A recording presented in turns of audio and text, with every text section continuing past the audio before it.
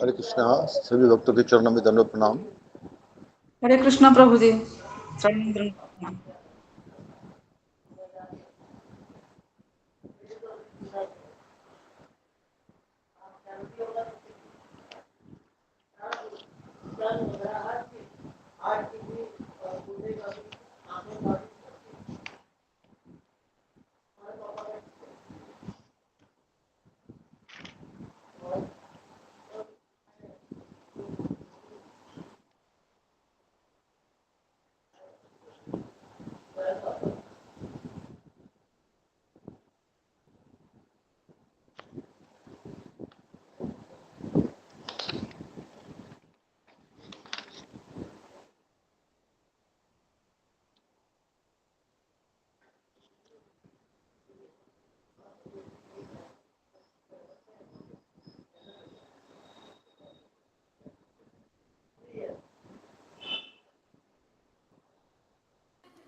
हरे कृष्णा प्रभु जी, हरे कृष्णा दंडवत माता जी, दंडवत प्रणाम। प्रणाम। हरे कृष्णा।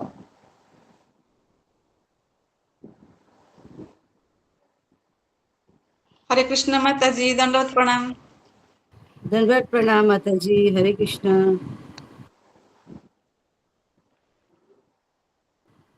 माता जी, दुर्योधन किसका नाम है? मेरे पति का नाम है, उनके मोबाइल से लगाया है। दुर्योधन नाम है उनका? आज्ञा। हरे कृष्ण।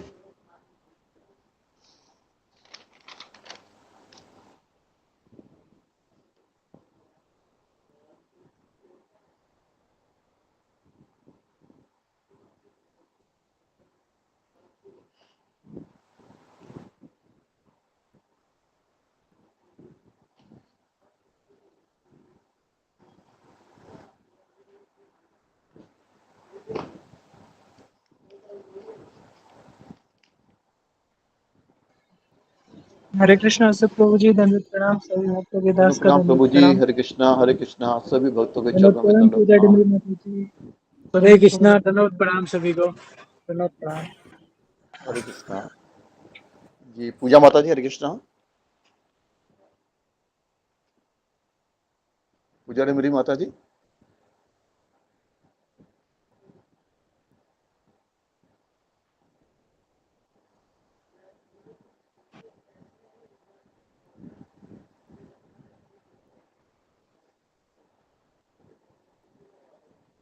हरे कृष्णा, सभी भक्तों को दंडवत प्रणाम। दंडवत प्रणाम माता जी। जी माता जी, आरंभ कीजिए। हरे कृष्णा सबको दंडवत प्रणाम। ओम अज्ञानतिमिरान्धस्य ज्ञानाञ्जनशलाकया चक्षुरुन्मिलितं येन तस्मै श्रीगुरुवे नमः। नमो हरे विष्णुपदाय कृष्णा कृष्णप्रेष्ठाय कृष्ण भूतले हरे हरे। श्रीमते भक्तिवेदान्त स्वामिनिति नामिने। नमस्ते सारस्वती देवी गौरवाणी प्रचारिणे निर्विशेष शून्यवादी पाश्चात्य देशतारिणे। जय श्री कृष्ण चैतन्य प्रभु नित्यानंद श्री अद्वैत गदाधर श्रीवासादि गौर भक्तवृंद। हरे कृष्णा कृष्ण कृष्ण हरे हरे, हरे राम राम राम हरे हरे।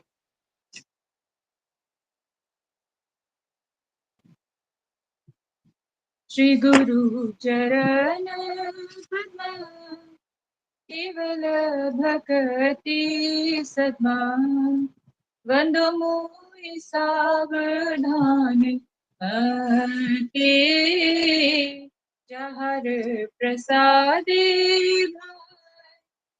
हे भवतोरिया जाय। कृष्ण प्राप्ति हो जहाँ होय ते, कृष्ण प्राप्ति हो जहाँ होय ते। गुरुमुख पद्म वाक्य चित्त कोरिया क्या, हर ना कोरि हो मने आशा। श्री गुरु चरणे रति, ऐसे उत्तम गति, जे प्रसाद पूरे सर्व आशा, जे प्रसाद पूरे सर्व आशा। चक्षुदान दिलो जे जन्मे जन्मे प्रभु से, दिव्य ज्ञान हृदय प्रकाशितो, दिव्य ज्ञान हृदय प्रकाशितो। प्रेम भक्ति जहाँ होते अविद्या विनाश जाते, विदे गाय जहर चरितो, विदे गाय जहर चरितो। श्री गुरु करुणा सिंधु अधम जनारे बंधु, लोकनाथ लोकेर जीवना, लोकनाथ लोकेर जीवना। हा प्रभु करो दया देहो मोरे पद छाया, हा प्रभु करो दया देहो मोरे पद छाया। ए विजय घोषक त्रिभुवना, ए विजय घोषक त्रिभुवना।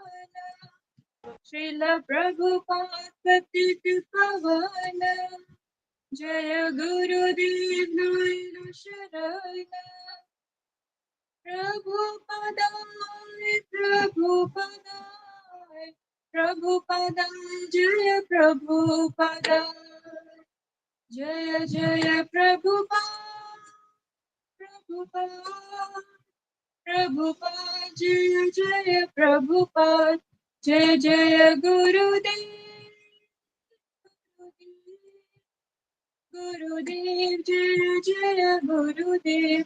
निताय गौर हरि बोल, हरि बोल, हरि बोल। निताय गौर हरि बोल, निताय गौर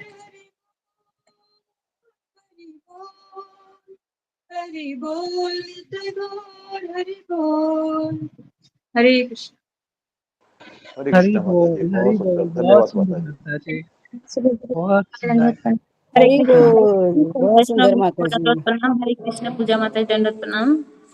अशोक वाला को दंडवत प्रणाम। सभी वैष्णव भक्तों को दंडवत प्रणाम। हरि बोल। दंडवत प्रणाम माता जी, सभी भक्तों के चरणों में दंडवत प्रणाम। हरे कृष्णा गुरु जी वंदना माता का जी। अनुवाद इस प्रकार। हमारे गुरुदेव के चरण कमल ही एकमात्र साधन है जिनके द्वारा हम शुद्ध भक्ति में सेवा प्राप्त कर सकते हैं।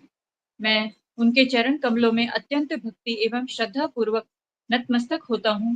उनकी कृपा से जीव भौतिक क्लेशों के महासागर को पार कर सकता है तथा कृष्ण की कृपा प्राप्त कर सकता है। मेरी एकमात्र इच्छा है कि उनके मुख कमल से निकले हुए शब्दों द्वारा अपनी चेतना को शुद्ध करूं।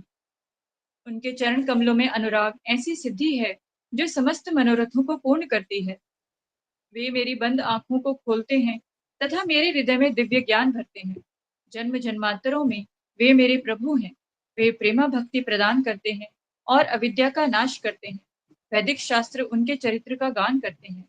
हे गुरुदेव, हे प्रभुपाद, करुणा सिंधु तथा पतित आत्माओं के मित्र, आप सबके गुरु एवं सभी लोगों के जीवन हैं। हे गुरुदेव, मुझ पर दया कीजिए तथा मुझे अपने चरणों की छाया दीजिए। आपका यश तीनों लोकों में फैला हुआ है। हरे कृष्णा। दंडवत प्रणाम। श्रीला प्रभुपाद की जय। धन्यवाद माता जी, बहुत सुंदर, धन्यवाद।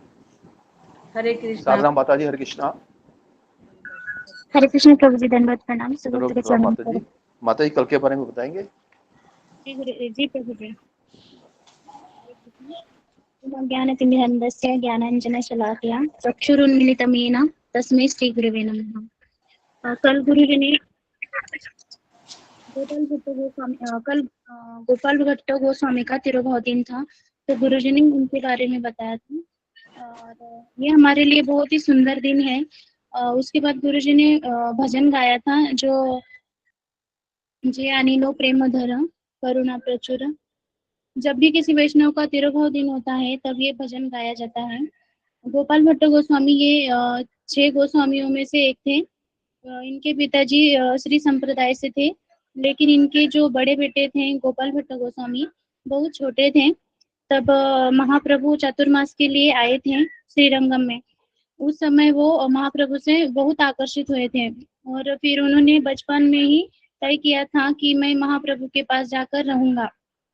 उसके बाद वो जब थोड़े बड़े हुए तो उन्होंने तुरंत ही महाप्रभु के पास चले गए उनसे मिलने के लिए।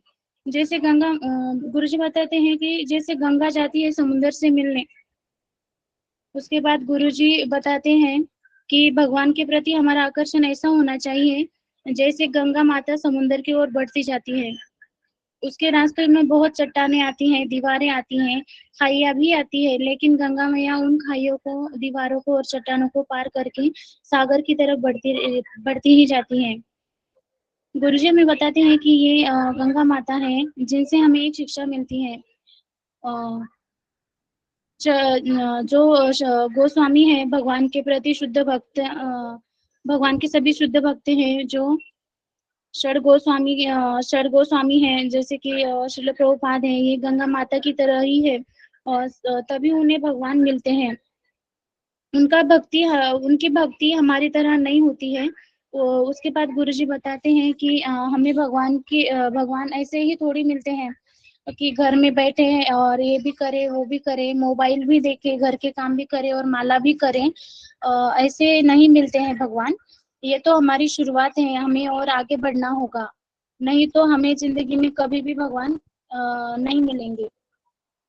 गुरुजी इसके कुछ उदाहरण बताते हैं जिनको भगवान की प्राप्ति हुई है, जैसे कि गोपियां जिन्होंने अपने घर परिवार छोड़कर भगवान के पास आने के लिए लालायित हुई, और वृंदावन की जो ब्राह्मण पत्नियां थी, वो भी सब कुछ छोड़कर भगवान के पास आई थी। और मीराबाई है जो जिन्होंने घर में रहकर अपने भरे गोपाल के प्रति अपना पूरा समर्पण दिखाया था। और कुंती महारानी है जो वो तो विधवा थी और उनके पति भी नहीं थे, फिर भी उन्होंने अपना भगवान के प्रति बहुत समर्पण दिखाया। और उसके बाद गुरुजी बताते हैं कि और भी कई उदाहरण हैं, जैसे पांडव है, ध्रुव महाराज है, प्रहलाद महाराज है, इतने सारे भगवान के शुद्ध भक्त हैं। सबने अपने भक्ति का ही आकर्षण दिखाया है। ऐसा दिखाया है जैसे उनके पास कुछ और ही करने को था ही नहीं। इसके बाद गुरुजी ने श्लोक पढ़ा था, नाम चिंतामणि कृष्ण चैतन्य रस विग्रह पूर्ण शुद्ध नित्य मुक्तो अभिनत्वम नाम नामिनो। और गुरुजी उसके बाद उसका अनुवाद बताते हैं।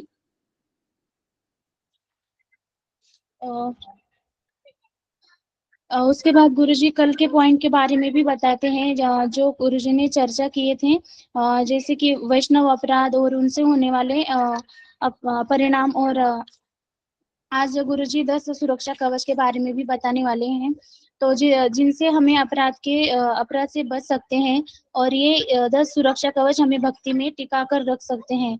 उसके बाद गुरुजी श्लोक का अर्थ बताते हैं। नाम चिंतामणि कृष्ण, और चिंतामणि का अर्थ है जो इच्छा पूर्ण करने वाला मणि, जो मतलब हमारी कोई भी इच्छा वो पूरी कर सकता है। चैतन्य रस विग्रह, मतलब रस विग्रह का अर्थ है ये मूर्तिमान स्वरूप है, मतलब हरिनाम ये मूर्तिमान स्वरूप है। उसके बाद गुरुजी हमें समझाते हैं कि भगवान का नाम ये सिर्फ 16 अक्षरी शब्द नहीं है। अगर हम ऐसा सोचते हैं तो ये हमारा भ्रम है। हरिनाम एक व्यक्ति है जिन्हें हरिनाम प्रभु कहते हैं, जो ध्वनि के रूप में अवतरित हुए हैं। जैसे भगवान अर्च विग्रह के रूप में अवतरित होते हैं तो हम उनकी स्थापना करते हैं, फिर भगवान पत्थर के रूप में अवतरित होते हैं, वैसे ही भगवान श्री कृष्ण ध्वनि के रूप में अवतरित होते हैं, और उसे हम हरिनाम कहते हैं। ध्वनि का मतलब नाम है, और कृष्ण और कृष्ण का नाम दोनों ही अभिन्न है, क्योंकि दोनों एक ही व्यक्ति है, बस उनके अवतार अलग अलग हैं। गुरुजी बताते हैं कि ये चीज समझना बहुत इम्पोर्टेंट है। कभी कभी हम नाम जप करते हैं, हरे कृष्णा कृष्ण कृष्ण हरे हरे, हरे राम राम राम हरे हरे।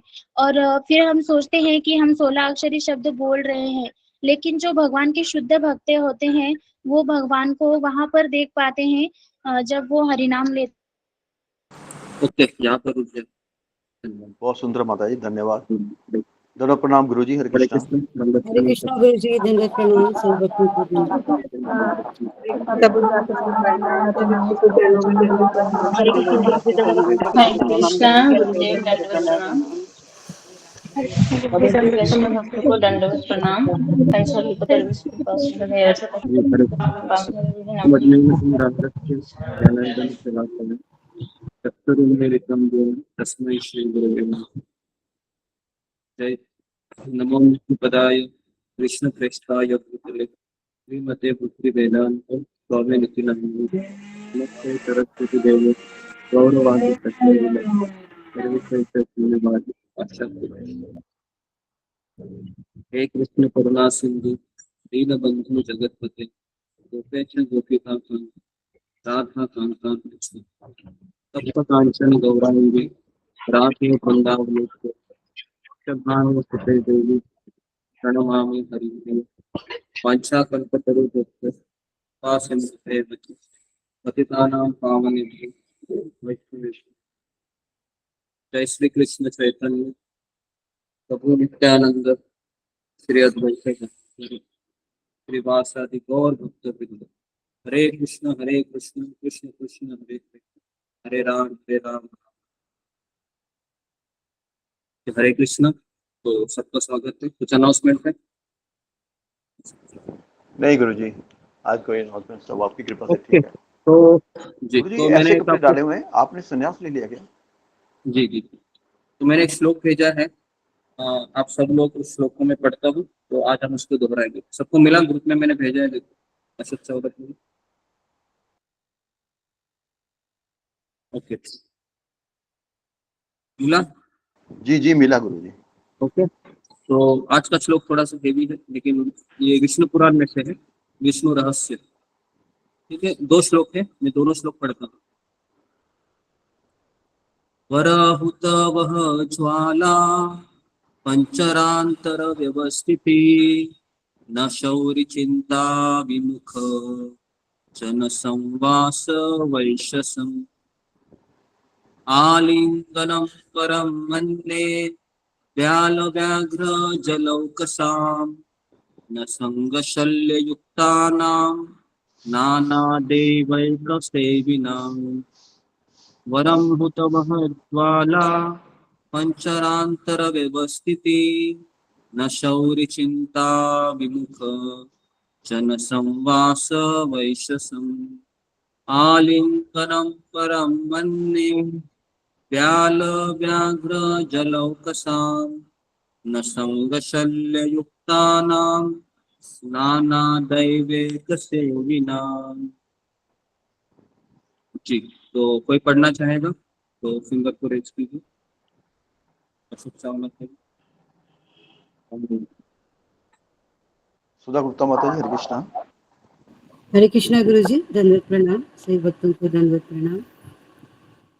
वरम हुत्वा ज्वाला पंजरांतर व्यवस्थिति न शौरी चिंता विमुख जन संवास वैश्यसम आलिंगनं वरं मन्ये व्याल व्याघ्र जलौकसां न संगः शल्ययुक्तानां नाना दैवेक सेविनां। हरे कृष्णा, धन्यवाद प्रणाम।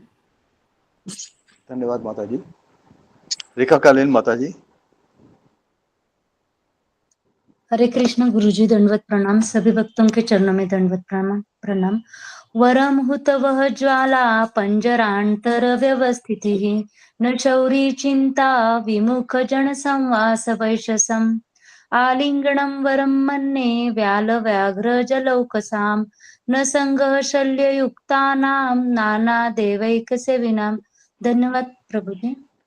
धन्यवाद माता जी। सुमित्रा माता जी, हरे कृष्णा।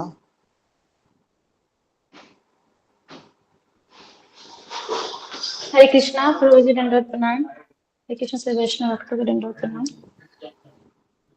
बरहूत वह ज्वाला पंजरांतर व्यवस्थित न शौर्य चिंता विमुखा जन स्वसम आलिंगन वरमन्ये व्याल व्याघ्र जलौकसं न संगशल्ययुक्तानां नाना दैवक सेविनां। हरे कृष्ण से वैष्णव भक्तों को दंडवत प्रणाम। धन्यवाद माता जी। नविता शाह माता जी, हरे कृष्णा।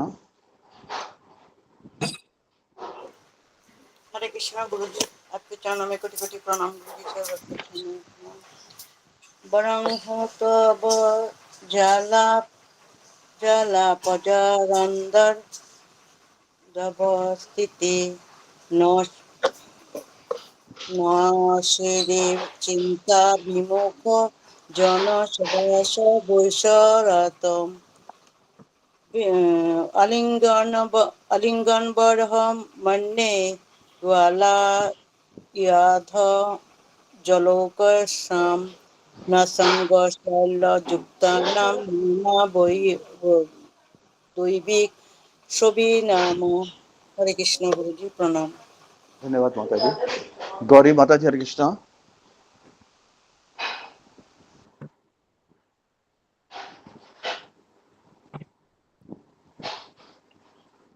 गौरी राठौर माता जी। साधना रिसवाल माता जी हरे कृष्णा। हरे कृष्ण प्रभु। हरे कृष्ण प्रभु। जी बोलिए माता जी। वरम वरम वरम ज्वाला पंजरांतर्वस्थिति ना शौरी चिंता विमुख जन संवास वैश्यम। हरे कृष्ण प्रभु जी।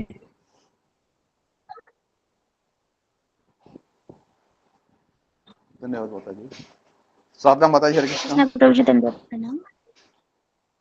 वराहुता वहाँ ज्वालापं पंजव्यवस्थित न शौरी चिंता विमुख जन संवास वैशसम अलिंगन वरम नसी व्याल जन प्रसाम संग देविक सेविनाम। धन्यवाद माता जी। सुप्रिया माता जी हरे कृष्णा। हरे कृष्णा प्रभु जी दंडवत प्रणाम। सभी भक्तों के चरणों में दंडवत प्रणाम।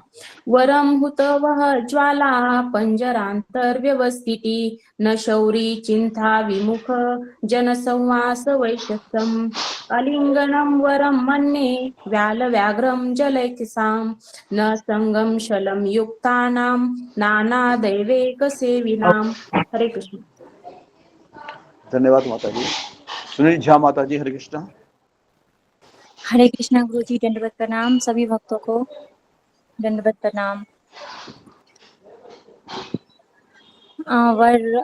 वर हुआ वज्य पंजरांतं भाव्य व्यव्य स्थिते ना शौरी चिंता विमुख जन शांग शांब वैश्यसन आलिंगन वन्य मन्ये व्याल व्याघ्र जलोक शाम नाशंगम शल्य युक्तानाम नाना दैवक सेविनाम। हरे कृष्णा गुरु जी दंडवत प्रणाम। धन्यवाद माता जी। अनुराधा माता जी हरे कृष्णा। हरे कृष्णा प्रभु जी दंडवत प्रणाम। सभी भक्तों के चरणों में दंडवत प्रणाम। वराहुत ज्वालां पंजरांतर्व्यस्थिते न शौरी चिंता विमुख जन संवास वैशसम आलिंगन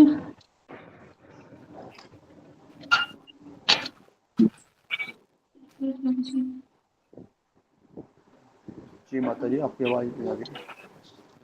सुचिता माता जी हरे कृष्णा। हरे कृष्णा गुरु जी दंडवत प्रणाम। सभी वैष्णव भक्तों को दंडवत प्रणाम। वरन हुतव ज्वाला पंजरांतर व्यवस्थिता न शौरी चिंता विमुख जन संवास वैशसम अलिंगन वरन मन्यन व्यालन व्याघ्र जलोकसाम न संग शल्ययुक्ता नाम नाना दैवेक सेविनाम। हरे कृष्ण। धन्यवाद माता जी। जी गुरु जी हरे कृष्णा। धन्यवाद प्रणाम। ओके हरे कृष्णा। तो जी तो मैं इसका अनुवाद है पढ़ता हूँ। तो इसका अनुवाद इस प्रकार से है कि एक कृष्ण भावना विहीन व्यक्ति के संग से, कृष्ण भावना विहीन व्यक्ति मतलब जो भक्त नहीं है, ऐसे व्यक्ति के संग से पिंजड़े में बंद होने, पिंजड़े में बंद होना तथा धगधगती हुई ज्वाला से घिरे होने का दुख स्वीकार करना श्रेष्ठतर है, ऐसा बताया गया है। तो यहाँ पर एक सवाल आता है कि ऐसा क्यों बताया गया है कि अपने आप को पिंजड़े में बंद करना एक बार आसान है या फिर धकधकती हुई ज्वाला में दुखों को स्वीकार करना श्रेष्ठ है, लेकिन ऐसे व्यक्ति का बिल्कुल संग नहीं करना चाहिए जो कृष्ण भक्त नहीं। तो ये है विष्णु रहस्य में लिखा है। ठीक है, दूसरा लिखा है कि आलिंगनम वरम मन्ये, व्यक्ति को विभिन्न देवताओं के उपासक तथा भौतिक इच्छाओं से प्रेरित व्यक्तियों का संग करने की अपेक्षा एक सांप, बाघ अथवा मगरमच्छ का आलिंगन करना पसंद करना चाहिए। अभी आप बोलोगे ऐसा क्यों लिखा हुआ है जी, कौन मुझे बताएगा? फिंगर को रेज कीजिए, थोड़ा सा हम इस पे चर्चा करते हैं कि ऐसा क्यों लिखा हुआ है कि पिंजड़े में बंद होना अच्छी बात है, या फिर धकधकती हुई ज्वाला से दुखों को स्वीकार करना अच्छी बात है, या फिर सांप, बाघ, मगरमच्छ के का आलिंगन करना अच्छी बात है, या फिर विभिन्न देवता तथा भौतिक इच्छाओं वाले व्यक्ति का संग बिल्कुल नहीं करना चाहिए, क्यों? इसका एक लाइन में उत्तर है ना। तो देखते हैं किसको आता है जी, फिंगर को रेज कीजिए। ओके, सुप्रिया दिवाटे। हरे कृष्णा गुरु जी, हमें कृष्ण भावना से वो कृष्ण से दूर ले जाते हैं, मतलब उनका जो उनके जो बोलते हैं वह वहां से हम उनका ही विचार करके बैठते हैं और हम दूर चले जाएंगे, इसलिए हमें उनका संग नहीं करना चाहिए। ओके जी, वेरी गुड, ये भी उत्तर ठीक है। और इसके अलावा किसी का उत्तर है? फिंगर को रेज कीजिए। इसके अलावा किसी का उत्तर है कि आदमी को सांप के साथ रह सकते हैं, या बिच्छू के साथ रह सकते हैं, मगरमच्छ के साथ रह सकते हैं, बाघ के साथ भी रह सकते हैं, लेकिन ऐसे व्यक्ति के साथ रहना जो वैष्णव अपराधी है, या फिर भौतिक इच्छाओं से घिरा हुआ है, या फिर देवताओं की पूजा में लगा है जी। ओके, सुजाता।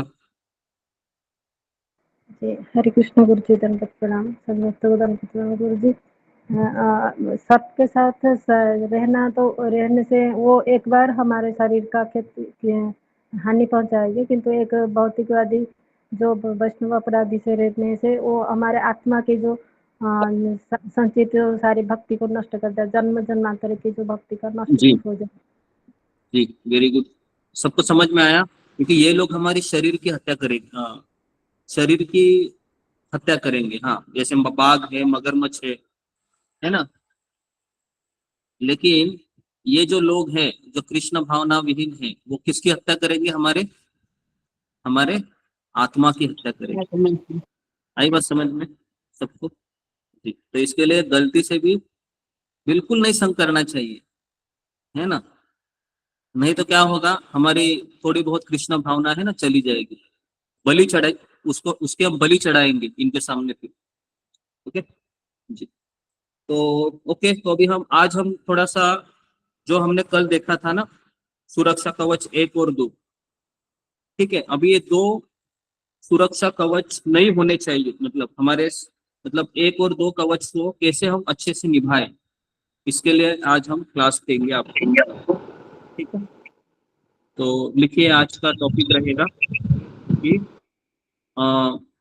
साधु निंदा से कैसे बचे। देखिए, बहुत इंपॉर्टेंट टॉपिक है, साधु निंदा से कैसे बचे, साधु की निंदा से कैसे बचे। ओके,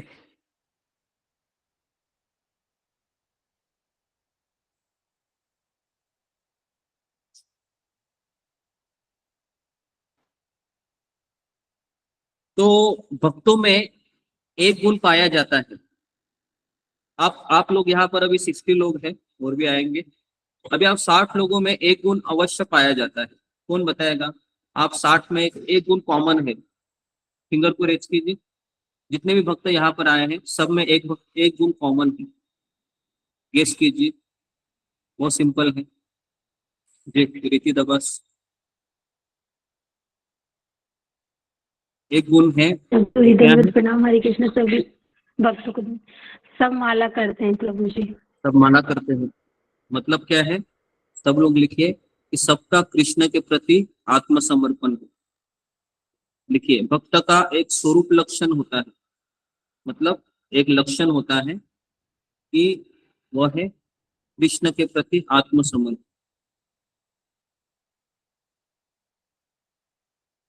ठीक है। तो लिखिए आगे कि व्यक्ति को कभी भी इन कारणों के कारण एक भक्त की निंदा नहीं करनी चाहिए।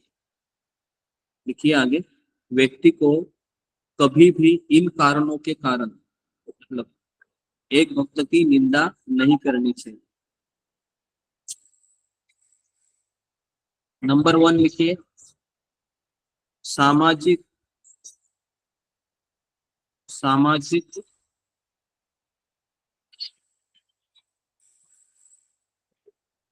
सामाजिक जात जात या जात के सामाजिक जात या फिर वर्ण या आश्रम, इसके ऊपर निंदा नहीं करनी चाहिए। उदाहरण के लिए कोई चंडाल है, कोई हिल है, तो ऐसे जात में बिल्कुल नहीं निंदा करनी चाहिए। ठीक है, सामाजिक जात पात। दूसरा लिखिए,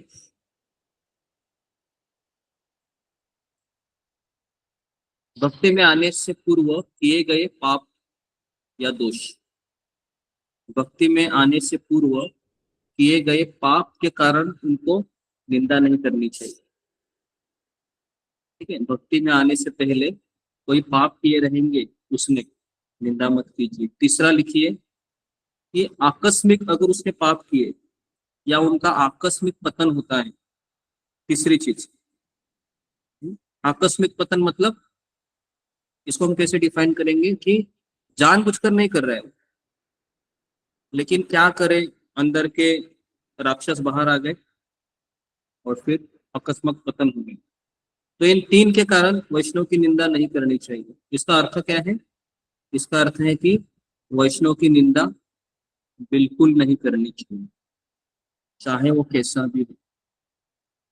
दिखा आपने 3, पहला है जात, उसकी कास्ट, वो स्त्री है, पुरुष है, लंगड़ा है, लूला है, भिल्ल है, ओपन है, ओबीसी है, एसबीसी है, एससी है, एसटी है, एनटी है।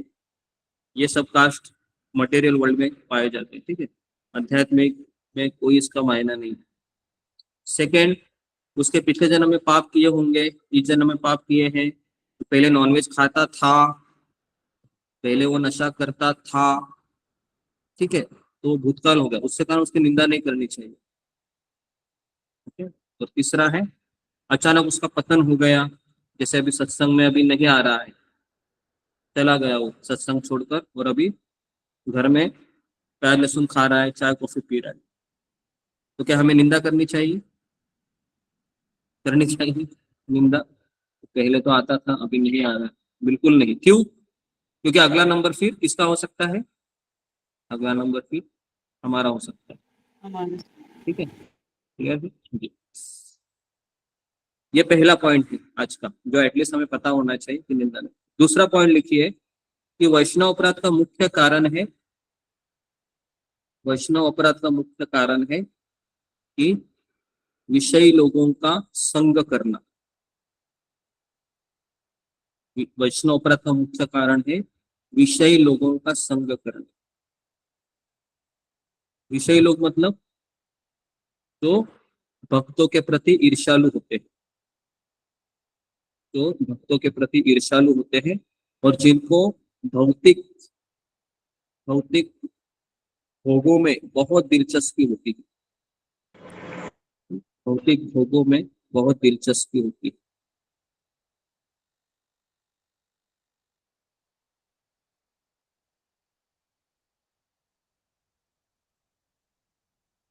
तो इनका संग करने के कारण अगर भक्त ने इसका संग किया तो फिर वह भक्त में दोष देखने लगेगा। लिखिए, इन लोगों का संग करने के कारण वह भक्तों में दोष देखने लगेगा, दोष देखने लगेगा। कितने लोगों का ऐसा हुआ है? जी, फिंगर को रेस कीजिए कि आप रिश्तेदारों में बहुत घुल मिल गए और फिर आप उनसे इस्कॉन के बारे में चर्चा करने लगे और फिर हरे कृष्णा गुरुजी, भक्तों में दोष देखने लगेगा गुरुजी इसके पहले। एक मिनट और उसके पश्चात फिर हमें भी लगने लगा, हाँ, जैसे मेरे पिताजी हमेशा ऐसे मुझे बोलते थे जब मैं इस्कॉन में गया था, सारे रिश्तेदार बोलते थे, अरे इस्कॉन वाले पता नहीं तुमको क्या करते हैं, है ना, रात को उनको दिन में जाता है मंदिर। तो मैं केवल इतना ही सुना तो मेरा दिमाग खराब हो गया कुछ, है ना। तो मैंने सोचा ठीक है, मैं रात में भी अभी रहने जाऊंगा इस्कॉन मंदिर में, देखता हूँ क्या करता। तो फिर मैं इस्कॉन मंदिर में रहने भी गया। 1 महीना रहा, मैं 3 साल रहा बाद में, है ना। ये लोग कुछ कुछ भी बोलते रहते, उल्टा ये लोग 9 बजे है सो जाते हैं और 3 बजे उठते हैं, है ना जी। तो जी, तो इसीलिए हमें ऐसे लोगों का बिल्कुल संग नहीं करना चाहिए, चाहे हमारी रिश्तेदारी क्यों ना हो, हमारे बहनें क्यों ना हो, हमारा भाई क्यों ना हो। आई बात समझ में? नहीं तो फिर ये सब आप भक्तों में दोष देखेंगे। क्लियर है जी। और अगर आपको उनका संग करना पड़ता है तो बिल्कुल उनके साथ इस्कॉन की बातें डिस्कस मत कीजिए, ठीक है। उनको अलग ही टॉपिक पे ले जाइए आप, बिल्कुल भक्ति के बारे में चर्चा मत कीजिए।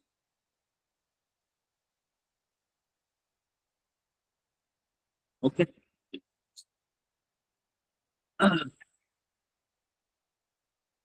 तो एक वैष्णव का प्रथम कर्तव्य है, लिखिए, एक वैष्णव का प्रथम कर्तव्य है कि उन व्यक्तियों के संग को त्याग कर दे जो कृष्ण के भक्त नहीं है। वैष्णव का प्रथम कर्तव्य है कि उन व्यक्तियों के संग का त्याग करे जो कृष्ण के भक्त नहीं है।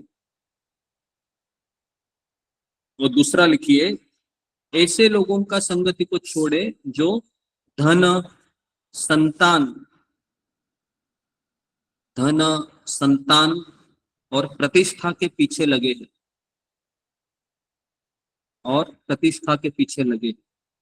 तो ऐसे 2 लोगों के साथ बिल्कुल मत रहिए, ठीक है।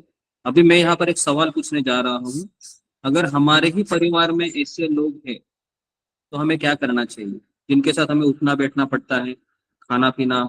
जी बताइए, क्या करेंगे आप? फिंगर को रेज कीजिए, अभी कीजिए। क्या करेंगे आप कि चलो भाई, आपने तो प्रभु जी बोल दिया हमको प्रवचन में कि सब सत्संग छोड़ देना चाहिए, लेकिन क्या करें, हमको उन्हीं के साथ रहना पड़ रहा है, क्या करें अभी? मतलब क्या मैं अपराध करता रहूंगा अभी जिंदगी भर? है ना, सवाल आता है ना ये। जी ओके, बोलिए। जागृति चाल। हरे कृष्णा, दंडवत प्रणाम गुरुजी। सभी भक्तों को दंडवत प्रणाम। अगर हमारे परिवार में ऐसे लोग हैं, मेरे खुद के परिवार में भी ऐसे लोग हैं, तो उनकी हम संगत बिल्कुल छोड़ तो नहीं सकते हैं, लेकिन हमें हमारी मर्यादा, हमारे जो लिमिटेशंस है हम भक्ति में आने के बाद जो हमने लिए हैं, तो उसका भी थोड़ा ख्याल रखना चाहिए। अगर जो बात हमें उनकी सही नहीं लगती है तो उन्हें उन बातों में हमें कोऑपरेशन नहीं देना चाहिए। और जहाँ तक हो सके उनकी सही बातों को हमें स्वीकार करना चाहिए, लेकिन जो गलत लगता है हमें भक्ति मार्ग में आने के बाद, तो उन बातों में हमें बिल्कुल उनका साथ नहीं देना चाहिए। भले उन्हें बुरा लगे, लेकिन सॉरी कह के या माफ कर दो ऐसे करके हमें हट जाना चाहिए। हरे कृष्ण। जी, और कोई? हाँ, सुलेखा।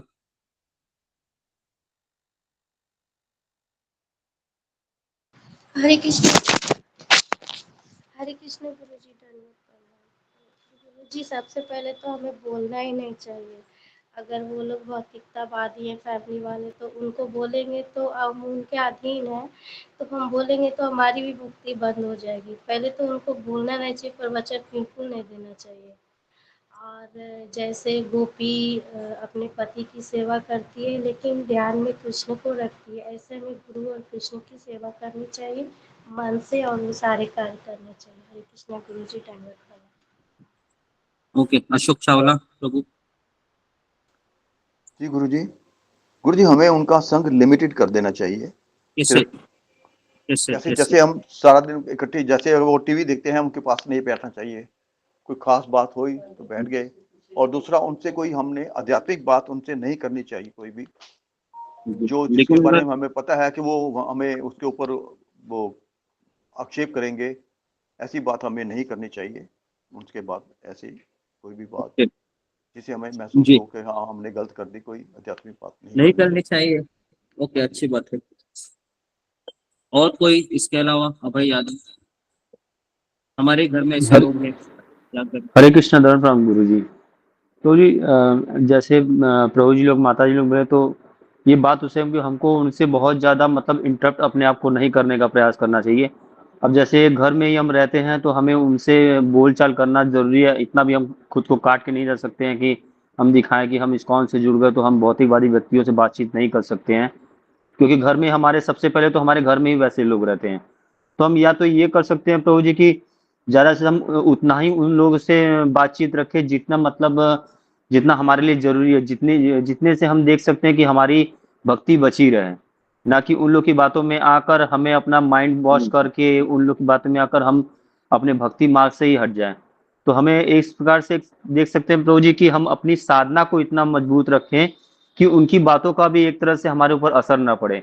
जैसे आपने जपा टॉक में बताया था प्रभु जी की, मैंने सुना था, तो उसमें कि आपने मानसिक चिंतन के बारे में बताया था कि भगवान का हम मानसिक नाम भी ले सकते हैं एक तरह से। तो उस समय हम अपना मुंह बंद करके भगवान का नाम जप कर सकते हैं प्रभु जी। हरे कृष्ण जी। ओके, तो ठीक है, तो अभी हम आगे बढ़ते हैं। तो अगर ऐसे लोग रहेंगे हमारे घर में तो सबसे पहले आपको क्या करना है कि भक्ति के विषय में बिल्कुल चर्चा नहीं करनी है। ठीक है, जो भी चर्चा का विषय रहेगा हम कोई भी कर सकते हैं, लेकिन भक्ति, भगवान, प्रभुपाद जी, इस्कॉन, इसके बारे में आप बिल्कुल कृपया करके आप मत बोलिए। आपके शिव जी या आप जो कर रहे हैं है ना, सबसे अच्छा है। ओके, और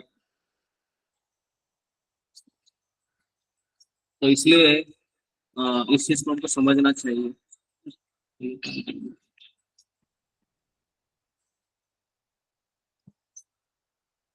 जी हाँ, तो हमें बिल्कुल चर्चा नहीं करनी चाहिए। दूसरी है कि हमें कभी भी उनसे इतना संग नहीं करना चाहिए जिससे हम भौतिक चीजों में प्रभावित हो। जितना आपका कर्तव्य है वो कीजिए। और कभी कभी मान लो आप बोलोगे अरे चलो हम दोनों टीवी देखते हैं, ऐसा बोलते हैं कभी कभी घर में, मियाँ बीवी बोलते हैं चलो हम दोनों एक मूवी देखते हैं, बहुत दिन हो गए हम दोनों ने टाइम स्पेंड नहीं किया।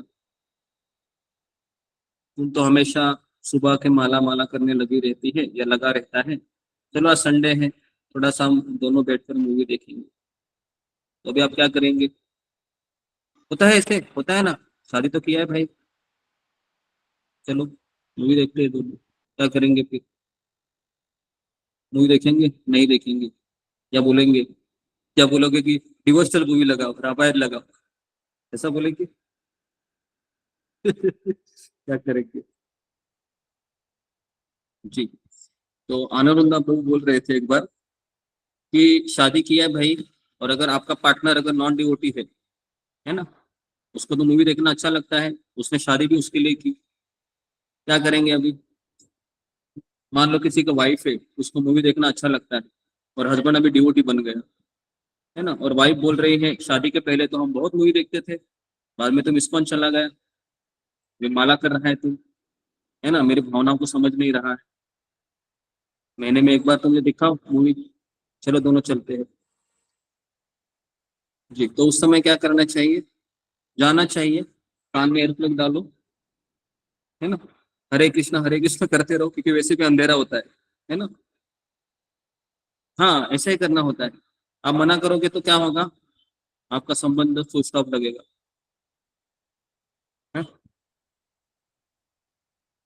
ठीक है, ये कुछ चीजें हैं जो हमें मार्गदर्शन लेने से पता चलती है। नहीं तो हम क्या करेंगे, तुमको समझता नहीं मैं इस्कॉन का हूँ, तुम्हारी हिम्मत कैसे हो गई मूवी देखना बोलने की, तो यहाँ से फिर शुरू हो जाएगा। बराबर है जी। तो इसके लिए ये सारे भक्ति मार्ग में है ना, बहुत सारी चीजों को काउंसलिंग कराना पड़ता है। कभी कभी बच्चे जिद करते हैं पापा पापा हमको खंडाला घूमने जाना है ना, हमारे फ्रेंड जो पिकनिक गए हैं उनके भी पिताजी वगैरह गए हैं, क्या करेंगे आप? जाना पड़ेगा ना, या बोलोगे चुप बैठो? ऐसा तो नहीं बोल सकते, है ना, शादी किया है भाई, झमेला सब करना पड़ता है। समझ में आ रहा है या नहीं समझ में आ रहा है? हाँ। तो एक एक एक जगह पर हमारे सामने बहुत चुनौती है कि हमें अपनी चेतना को बनाए रखना है, और सेकंड पार्ट होता है जो शादीशुदा है, उसको सारी चीजों को देखना भी पड़ता है। बराबर है। अभी आपकी सगे भाई की शादी है मान लो, है ना, उसने नॉन डिवोटी से शादी की, है ना, तो क्या आप जाओगे नहीं? जाना पड़ेगा, फिल्मों के गाने सुनने पड़ेंगे, हल्दी में नाचना पड़ेगा। हाँ, नहीं नाचेंगे तो आपको खींचेंगे, अरे यार भाई की शादी है क्या कर रहे हैं। बहुत सारी चीजें होती है, कैसे करें इसको, कैसे हम अपने आप को में तैयार करूं। ठीक है, तो ये सब चीजों पे बहुत मन में सवाल आने लगते हैं कि क्या करें अभी, है ना, करना तो पड़ता है। तो उस समय हमको काउंसलिंग की आवश्यकता पड़ती है। जी, तो कहने का यहाँ पर मेरा ये कहना था कि असत्संग त्याग, इस पे भी हमको बहुत, खास करके जो गृहस्थ है जिसने परिवार को लेके बैठा है, तो उसको सब कुछ करना पड़ता है। ठीक है, लेकिन वो बहुत, है ना, कृष्ण भक्त बड़ा चतुर, पता है ना, वो चतुर होता है ना, दिमाग लगाता है वो, ऐसे नहीं, पता है ना, कृष्ण भक्त है वो इतना चतुर होता है कि सामने वाला अभक्तों को भी जेब में रख के चलता है। एक बात समझ में उतना हमको चतुर होना पड़ेगा, है ना। हम बोलते हैं नहीं नहीं हम कैसे करें, नहीं, कृष्ण भक्त ऐसा चतुर होना चाहिए कि सामने वाला अभक्त को कैसे खुश करे और अपना काम भी निपटाए और कृष्ण और गुरु को खुश भी रखे। तो इतना हमको एक्सपर्ट बनना चाहिए। ओके, तो ये चीज़ है। तो इसको डुप्लीसिटी भी नहीं कहते हैं, इसको टिट फॉर टैट कहते हैं। टिट फॉर टैट पता है आपको? सामने वाला व्यक्ति वैसा है, मैं भी वैसे ही रहूंगा। ओके, सामने वाला व्यक्ति मुझे फंसाने आया है, मैं भी उसके साथ वैसे ही रहूंगा, उसके सामने विनम्रता नहीं दिखाऊंगा, नहीं तो खा जाएगा मुझे। आई बात समझ में? विनम्रता कहाँ दिखानी है हमें? जहां पर हमारी भक्ति बढ़ रही है, जहां पर घट रही है उधर विनम्रता दिख के फायदा नहीं है। ओके जी, क्लियर है सबको? या इसमें किसी को सवाल है? कुछ सवाल हो सकता है, कुछ सवाल है तो पूछना है। क्लियर है सबको? हाँ जी, रीना पानी। हरे कृष्ण गुरुजी, गुरुजी चरणों में दंडवत प्रणाम, सब भक्तों के चरणों में दंडवत प्रणाम। गुरुजी चाय कभी पीना क्यों गलत है? चाय पीना क्यों गलत है? क्योंकि चाय में कैफीन होता है, और भक्ति मार्ग में कहा गया है कि चाय पीना निषेध है, क्योंकि कैफीन वाला चाय पियेंगे तो हमारे हृदय, पता है ना, चाय का दाग अगर कपड़े पे गिरता है तो दाग जाता है क्या? जाता है दाग? चाय का दाग कपड़े पे नहीं जाता है ना, इतना भी वॉशिंग मशीन में डालो। तो बोलो इतना चाय पीने के कारण हृदय में दाग लगेंगे बड़े बड़े काले काले, वो कब जाएंगे फिर, है ना। तो इसके लिए हम चाय नहीं पीते। पहले ही हमारे अंदर इतने सारे दाग है, वो तो खत्म हो नहीं रहे, और चाय पिला पिला के और दागों को क्यों इकट्ठा करोगे, है ना? ठीक है, तो इसलिए हम चाय नहीं पीते हैं। ओके, तो अगर आपको चाय पीने की आदत बहुत ज्यादा है तो हमारे पास ऑप्शन है, इस्कॉन में चाय मिलती है बिना कैफीन की, उसको आप, है ना, 1 लीटर 2 लीटर पिए तो भी चलेगा, किसी को ज्यादा ही, है ना। कुछ कुछ लोग बहुत बोलते हैं कि हम पता है कितना गिलास चाय पीते हैं, ऐसा बोलते जैसे कोई, है ना, ट्रॉफी लेके आए घर पे। तो कहने का अर्थ है कि हमको चाय छोड़ देना चाहिए। ठीक है, ये हो गया पहला पॉइंट। दूसरा पॉइंट लिखिए, असत्संग में और एक लोग आते हैं जो इस श्लोक में बताया है, वो कौन है? वो है देवी देवताओं के उपासक। देखिए, अभक्त के संग में देवताओं के उपासक भी आते हैं। देवताओं के उपासक मतलब गणेश के भक्त, शिव जी के भक्त, माता रानी, नवरात्रि, साईं बाबा, है ना, हमारे भारत में तो गिनती ही नहीं है, बराबर। तो अभी यहाँ पर सवाल है क्यों, कौन बताएगा? फिंगर को रेस कीजिए कि देवी देवताओं के उपासकों का संग भी क्यों नहीं करना चाहिए, क्या कारण है? वो भी तो भक्त है भाई, शिव जी के भक्त हैं, हम कृष्ण के हैं, दोनों का जमना चाहिए, लेकिन शास्त्र कहता है कि मत जमाइए। क्यों?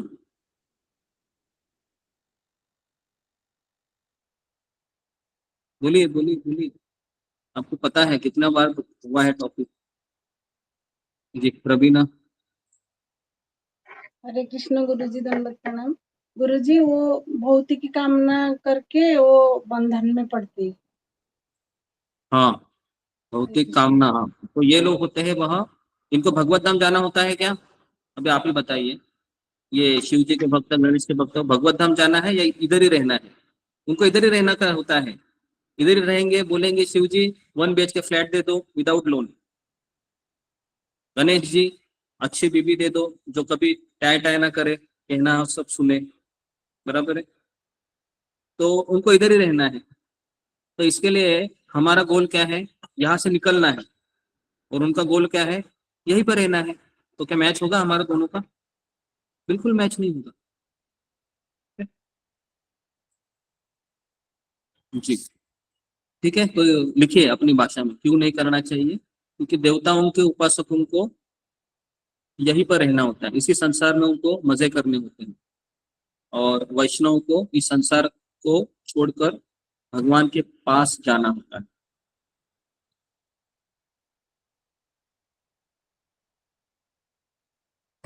ठीक है, तो इसके लिए हम संग नहीं करते। ठीक है जी। अभी अगला पॉइंट लिखिए कि 6 प्रकार के वैष्णव अपराध होते हैं। लिखिए 6 प्रकार के वैष्णव अपराध होते हैं। 6 प्रकार के वैष्णव अपराध।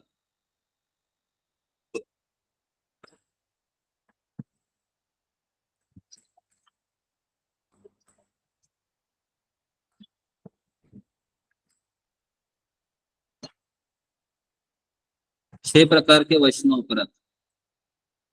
जी पहला लिखिए, जो वैष्णव की हत्या करता है। जो वैष्णव की हत्या करता है।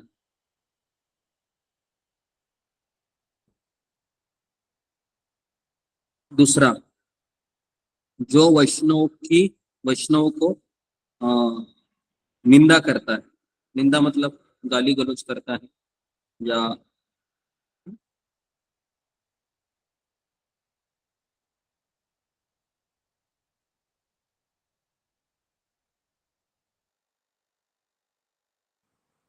लिखा दूसरा। तीसरा लिखा, जो वैष्णव से ईर्ष्या करता है। ईर्ष्या मतलब समझ में आया कि इसका है ना, इसकी वाट लगे, इसको मंदिर के लोग कुछ बड़बड़ाए, मेरे से आगे जा रहा है ना। मैं तो 16 माला ही करती हूँ, ये देखो 32 माला कर रहा है, बहुत आगे जा रहा है। ईर्ष्या करना, ईर्ष्या करना। वैष्णव से बिल्कुल ईर्ष्या मत कीजिए, हाँ, चाहे वो कैसा भी हो, हमसे महान है वो।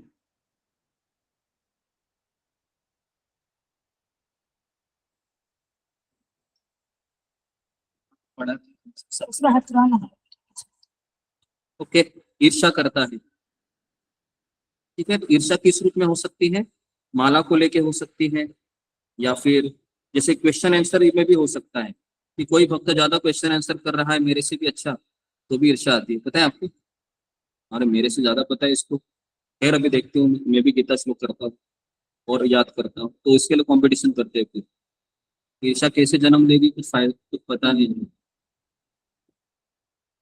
ओके, और ईर्ष्या हमें किसमें करनी चाहिए? ईर्ष्या किसमें करनी चाहिए? ईर्ष्या हमें सेवा में करनी चाहिए, है ना। ये सेवा कर रहा है, मैं इससे दुगना सेवा करके दिखाऊंगा। आई बात समझ में? हाँ, सेवा उसमें उसमें हमको ये करना चाहिए। चौथा लिखिए, जो वैष्णव को देखकर प्रणाम नहीं करता। ये भी वैष्णव अपराध है। जो वैष्णव को देखकर प्रणाम नहीं करता, ये वैष्णव अपराध है। ये हम कितने लोग करते हैं? फिंगर को रेस्ट कीजिए। ये तो हम करते ही होंगे, है ना। वैष्णव देखकर हम प्रणाम नहीं करते, मतलब ये हमसे होता ही नहीं। वैष्णव को देखा, है ना, बोलते अरे ये रोज दिखता है हमें, कभी 4 से 6, 9 से 10, 3 से 4, उनको क्या प्रणाम करूं? रोज तो दिखता है। तो ऐसा नहीं होना चाहिए। पांचवा लिखिए, वैष्णव के प्रति क्रोधित होता है, गुस्सा करता है, वैष्णव के ऊपर गुस्सा करता है, ये भी अपराध है। वैष्णव को प्रति क्रोधित होता है। और छठा लिखिए, जो वैष्णव को देखकर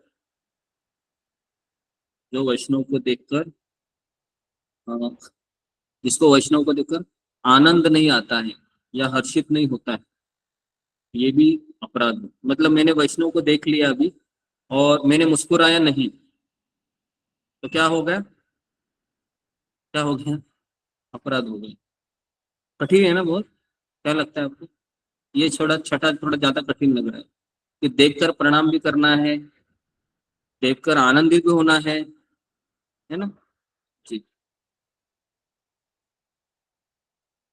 तो शास्त्रों में लिखा है कि ये 6 प्रकार के मूर्ख व्यक्ति अपने पूर्वजों की कई पीढ़ियों सहित नरक में जाते हैं, स्कंद पुराण के अनुसार। लिखिए, ये 6 प्रकार के मूर्ख व्यक्ति अपने पूर्वजों की कई पीढ़ियों सहित नरक में जाते हैं। बहुत बहुत बहुत कठिन है कि हमको वैष्णव कर है ना क्रोधित होना, बराबर है। आनंदवृंदा प्रभु ने कितनी अच्छी बात कही थी, याद है आपको? जब उनका शादी का सालगिरह होता है, सुना था ना हमने, शादी का सालगिरह होता है तो वो क्या करते हैं, अपने बीबी के पास जाकर उनके चरण छूते हैं और कहते हैं कि साल भर मैंने भी कुछ अपराध किए हैं तुम्हारे प्रति, क्योंकि तुम भी वैष्णव हो, तुम भी माला करो, तो मैं तुमसे क्षमा मांगता हूँ।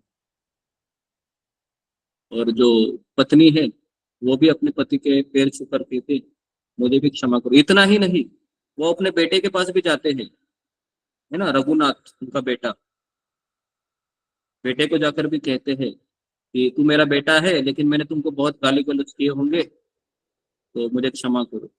बोलो अभी कोई कर सकता है आज की तारीख में? कठिन है ना, कठिन है। करना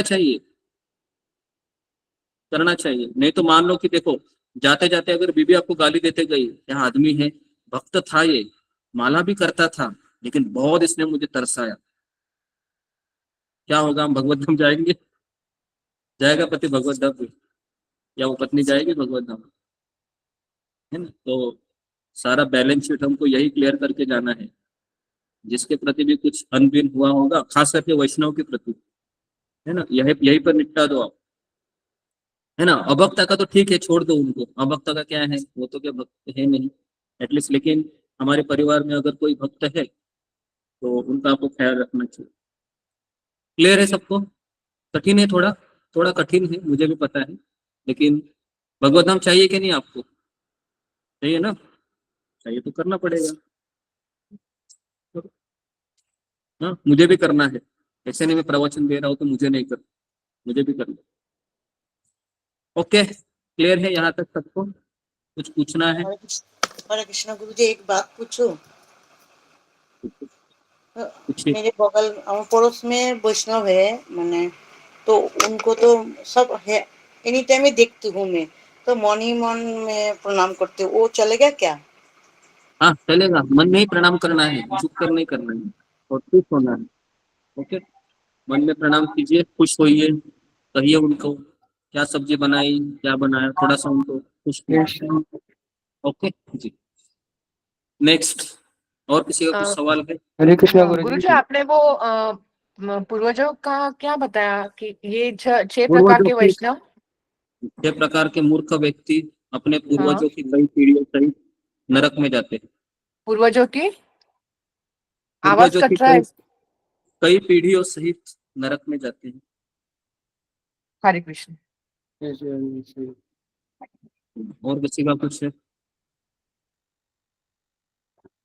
हरे कृष्णा गुरुजी, मेरा ये प्रश्न है कि जैसे कोई हमारे घर में, जैसे मेरे माता पिता अगर एक भी माला में से करते जाप, तो उनको भी वैष्णव समझना चाहिए अगर एक भी माला भी जप करते हैं तो, क्योंकि मेरे से भी अपराध होते हैं, मैं भी मन में सोचता था बहुत उनके बारे में कभी हाँ, कभी। तो तुम उनको सताया मत करो ज्यादा, है ना, नहीं तो वैष्णव अपराध लगेगा। नहीं, मैं नहीं सिखाता, उल्टा होता है मेरा। तुम्हारे माता पिता भी ऐसे ही बोलते हैं, तुम भी ऐसा ही बोलते हैं, किसका सच मानो? तो अगर कोई एक माला भी करता है ना तो उसको वैष्णव समझना चाहिए, लेकिन वो रोज करना चाहिए, ये भी जरूरी है। ठीक है, ओके। और कोई इसके अलावा? जी, अनुराधा। हरे कृष्णा प्रभु जी, दंडवत प्रणाम, सभी भक्तों के चरणों में दंडवत प्रणाम। प्रभु जी, मेरा ये प्रश्न है कि जब मैं पहले भक्ति में नहीं आई थी, जुड़ी नहीं थी यहाँ से, तो मैं पहले कहीं और जुड़ी हुई थी, तो वो माता जी ने ही जोड़ा था मुझे भक्ति में, कृष्ण भक्ति में। तो मतलब वो जब मैं अलग हो गई ना उनसे, तो वो मेरे से बात ही नहीं करती प्रभु जी। मैं तो उनको हमेशा बात करती हूँ, तो वो कहती तुम मेरे से अलग क्यों हो गई? तो इसलिए मैंने भी उनसे बात करना छोड़ दिया। तो ये मैं अपराध कर रही हूँ क्या? जी, तो अगर कोई सामने से हमें फोन करके बुला रहे हैं सत्संग में, तो हमें उनको सीधा कह देना चाहिए, माता जी आपने मुझे भक्ति से जोड़ा, इसके लिए मैं आपका बहुत धन्यवाद करती हूँ, लेकिन अभी मैं किसी दूसरे सत्संग प्रोग्राम में ज्वाइन हुई, इसके लिए मुझे समय नहीं मिलता है, इसलिए मुझे क्षमा करें। लेकिन जो आप मुझसे चाहती थी कि मैं 16 माला को जप करूँ, प्रभुपाद को शरणागत हूँ, वो मैं पूरी तरह से प्रयास कर रही हूँ। ऐसा अगर आप कहेंगे तो कोई अपराध नहीं होगा, लेकिन जानबूझकर अगर उनको अवॉइड करते रहेंगे तो फिर अपराध लगेगा। तो भक्ति मार्ग में क्लियर कम्युनिकेशन होना चाहिए, सबको कह रहा हूं मैं। जो भी आप किसी वैष्णव के साथ अपना डील करते हो, क्लियर कम्युनिकेशन रखिए, उससे भगवान प्रसन्न होते। पीठ पीछे आप बोले कि वो समझ जाएगी, वो समझ जाएगा, नहीं, वो समझ नहीं गया तो आप, तो फिर अपराध लगेगा फिर आपको। जो भी है क्लियर कम्युनिकेशन कीजिए। आज हम सेवा में नहीं आ सकते, सत्र में नहीं आ सकते हैं, तो फिर ये क्लियर कम्युनिकेशन होता है। अगर आप कम्युनिकेशन क्लियर नहीं रखते तो अपराध 100% होगा। तो कम्युनिकेशन क्लियर होना बहुत जरूरी है भक्ति में, क्योंकि हम बहुत लोगों से डील करते हैं। बराबर है, ऑफिस में आप काम करते हैं तो ऐसा चलता है क्या बिना कम्युनिकेशन का? सब बताना पड़ता है ना, रिपोर्टिंग करना पड़ता है, तभी तो तनख्वाह मिलती है। तो भक्ति मार्ग में भी ऐसा ही है, सब जगह पर ये रिपोर्टिंग सब करना होता है। ठीक है जी, ओके। गौरी, गौरी राठौड़। हरे कृष्णा गुरुजी, दंडवत प्रणाम। मुझे ये पूछना था कि जैसे कि मैंने मम्मी है ना, वो मतलब माला करना उन्होंने स्टार्ट कर दिया है, तो वो पंचाक्षर मंत्र नहीं बोल पाती है। तो मैंने उनको बोला है कि आप इतना बोल दिया करिए, चैतन्य महाप्रभु की जय, इतना बोल के स्टार्ट कर दिया। और वो महामंत्र भी उनका थोड़ा गलत आता है, मतलब वो लास्ट का, मतलब इतना बोल बोल के उनको सिखाया है, तो मतलब वो भी लास्ट में थोड़ा एक खा जाती है बीच बीच में। मतलब वो स्टार्ट तो उन्होंने कर दिया है, और ठीक है, वो मुझे मंत्र अगर मैं वो कर रही है तो कुछ गलत तो नहीं है, क्योंकि वो पंचाक्षर मंत्र भी नहीं बोल पाती। वो प्रयास कर रही है और नहीं हो रहा है बुढ़ापे के कारण, तो भगवान उसको संभाल लेंगे, है ना। मैंने भगवान मुझे भाव वो ग्रही है। बॉक्स आता है मंत्र वाला, वो दे दिया है, वो उसको सुनकर करती है। हाँ, कोई बात नहीं, भगवान उसको स्वीकार करेंगे अगर बुढ़ापे के कारण कुछ प्रॉब्लम। ओके, तो सब लोगों को क्लियर है। तो कोई मुझे बताएगा 6 प्रकार के वैष्णव के अपराध क्या होते हैं फिंगरपुर एचपी में? 6 प्रकार के वैष्णव अपराध कौन से होते हैं? आपने लिखा होगा सबने जी। मनोरमा तिवारी। हरे कृष्ण गुरु जी, दंडवत प्रणाम, सभी भक्तों के चरणों में दंडवत प्रणाम। 6 प्रकार के वैष्णव अपराध। पहला, जो वैष्णव की हत्या करता है। दूसरा, जो वैष्णव की निंदा करता है। तीसरा, जो वैष्णव की ईर्ष्या करता है। चौथा, जो वैष्णव को देखकर प्रणाम नहीं करता। पांचवा, वैष्णव के प्रति जो क्रोधित होता है। छठा, जो वैष्णव को देखकर हर्षित नहीं होता या आनंद में नहीं आता है। हरे कृष्ण। ओके, तो ये 6 प्रकार के वैष्णव अपराध जी। ये 6 प्रकार के मूर्ख व्यक्ति अपने पूर्वजों सहित कई पीढ़ियों तक नरक में जाते हैं। हरे कृष्ण। नरक में जाते। तो अभी देखिए, ये मत सोचिए कि मैंने किसी को इन्फॉर्म नहीं किया तो भी मैं नरक जाऊंगा, ऐसा सीवियर नहीं होता। ठीक है, मैं ये कह रहा हूँ कि अपराध है वह कुछ सूक्ष्म होता है, कुछ उसके परसेंटेज कम ज्यादा हो सकते हैं। तो जितना सीवियर अपराध, जितना वो बड़ा वैष्णव, उतना भगवान को सीरियसली लेते हैं। ठीक है, तो इसके लिए शुद्ध भक्त के शुद्ध भक्त के साथ अगर हमको अपराध करेंगे हम, तो उसका परिणाम बहुत भयानक हो सकता है। लेकिन कोई मिश्रित भक्त है तो उसके प्रति किया तो उसका अपराध थोड़ा कम हो जाए, ऐसे हो।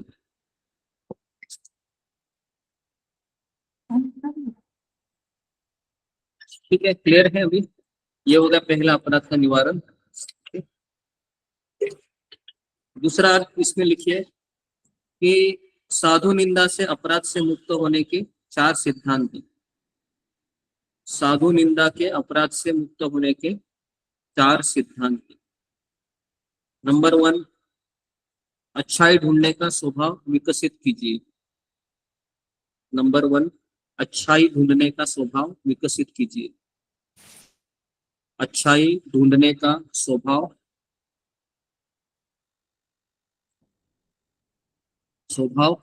विकसित कीजिए।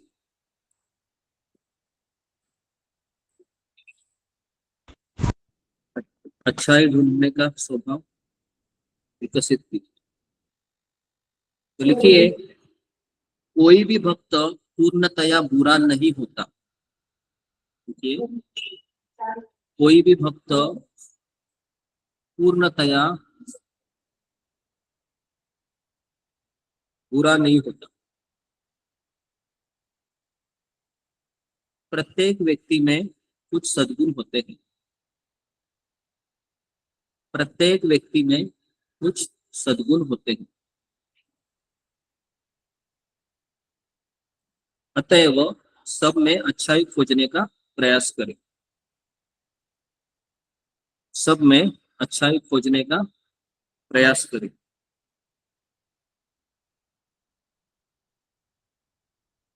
अपने मन में दूसरों के महत्व का आदर करने की भावना को जागरूक करें।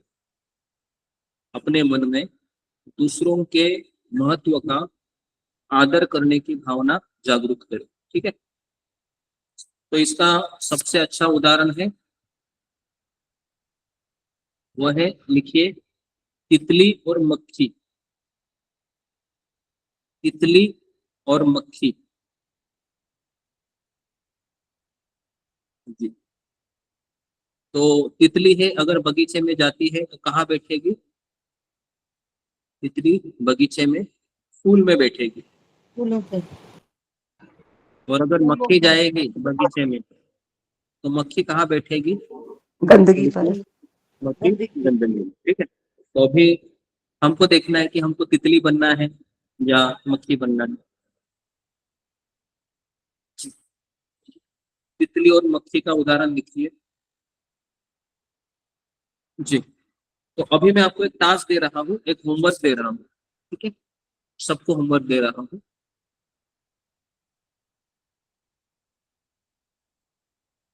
जी, तो होमवर्क लिखिए कि वो आपको कल सबको आना है लेके। तो जी, तो आपके मित्र परिवार में है ना, मित्र ले लो, परिवार ले लो, तो जिनके साथ आप रहते हैं, समय बिताते हैं, चाहे वो अभी के हो सकते हैं या कॉलेज के समय के हो सकते हैं, तो उनके साथ रहने के समय उनमें कौन से अच्छे गुण आपने देखे थे और कौन से बुरे गुण आपने देखे हैं, इसका लिस्ट बनाइए। ठीक है, समझ में आ रहा है? वापस कह रहा हूँ मैं, यह आपको होमवर्क करना है कि किसी भी एक व्यक्ति को ले लो, है ना, किसी भी एक व्यक्ति को ले लो। जो बहू है तो उनके लिए मैं कह रहा हूँ, आप सास का आप उदाहरण लीजिए। ठीक है, आपकी सास रहेगी, उनमें अच्छे गुण और बुरे गुण दोनों भी लिखिए। ठीक है, और अगर कोई पुरुष है तो वह अपने पत्नी के बारे में लिख सकते हैं कि उसमें अच्छे गुण कितने हैं, बुरे गुण कितने हैं। जी, ओके, तो कितने लोग करेंगे इसको कल, ताकि हम थोड़ा सा इसमें, है ना, इसको हम हाईलाइट कर सकते हैं कि कैसे हमको देखना है, क्योंकि ये ओके, सब लोग करके आइए। जो जो पुत्र है अपने पिता या माता के बारे में लिख सकते हैं, या कोई माँ है मान लो, वो अपने लड़के के बारे में लिख सकते हैं। ठीक है, तो ये आप थोड़ा एक्स्ट्रा वर्क कीजिए, फिर हम एक अच्छी क्वालिटी तो आप लिख ही सकते हैं मुझे लगता है। ठीक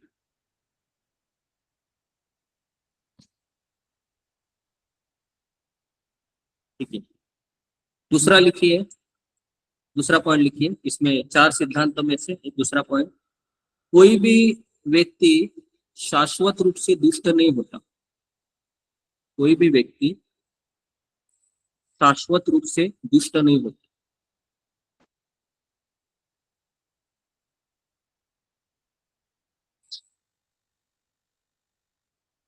किसी के विषय में कोई निर्णय लेने से पहले, किसी के विषय में कोई निर्णय लेने से पहले सदैव स्मरण रहे, सदैव स्मरण रहे कि प्रत्येक साधु का एक भूतकाल होता है। प्रत्येक साधु का एक भूतकाल होता है, तथा प्रत्येक पापी जो भी आपको लग रहा है वह भविष्य में साधु हो सकता है। मतलब आज का अधम दुष्ट कल का संभावित साधु हो सकता है।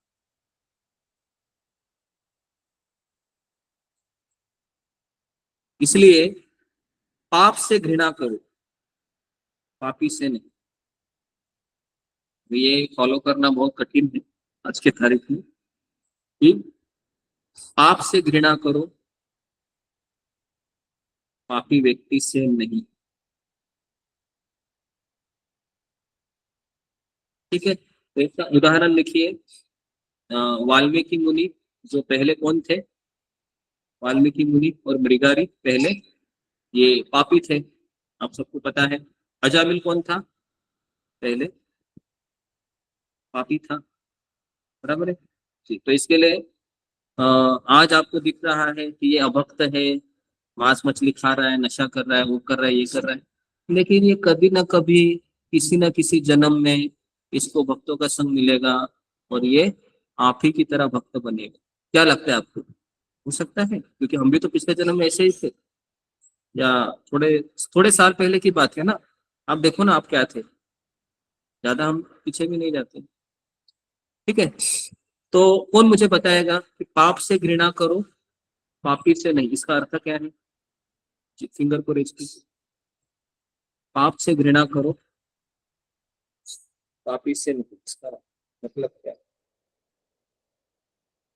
ठीक, तो बाकी के लोग भी जरा दिमाग लगाइए।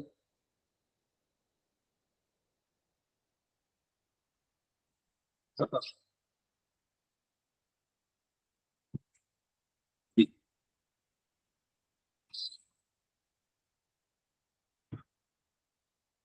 ओके, सुमित पाठक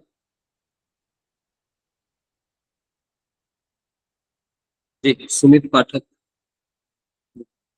हरे कृष्णा गुरु जी, दंडवत प्रणाम। सभी भक्तों के चरणों में दंडवत प्रणाम।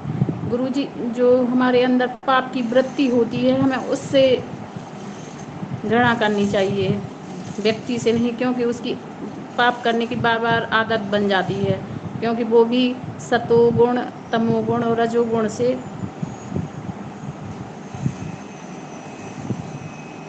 में होता है। तो हमारे अंदर जी भी जी जी, समझ में हम आया मुझे, धन्यवाद जी धन्यवाद गुरु जी। धन्यवाद। ओके, तो ओके, तो अभी मैं आपको एक एग्जांपल दे रहा हूँ, केस स्टडी। अगर कोई व्यक्ति बहुत ज्यादा ही चाय पी रहा है या ज्यादा ही नॉनवेज खा रहा है,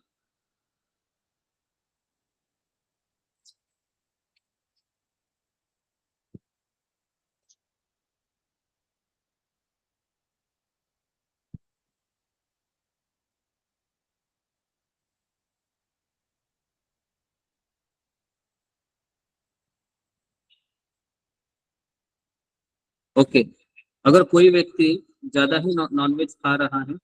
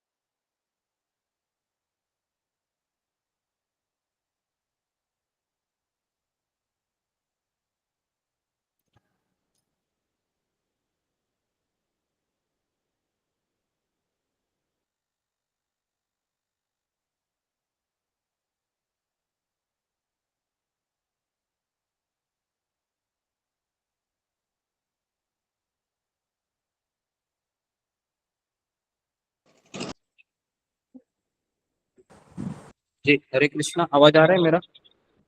अशोक चावला आ रहा है गुरुजी, जी आ रहा है प्रभु जी। गुरुजी। अभी आ रहा है आवाज? ठीक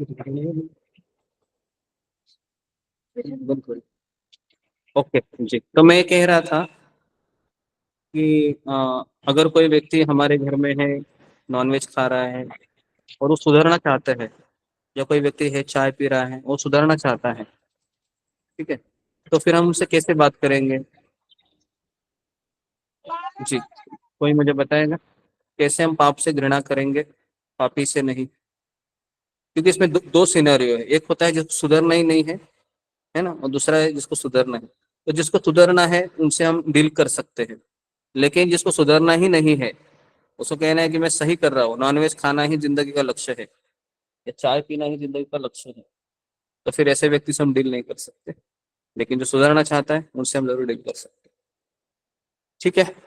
तो ये दूसरा चीज होगा। तीसरा चीज लिखी है कि श्री कृष्ण को सर्वत्र देखने का प्रयास करो। श्री कृष्ण को सर्वत्र देखने का प्रयास कीजिए। श्री कृष्ण को सर्वत्र देखने का प्रयास करें।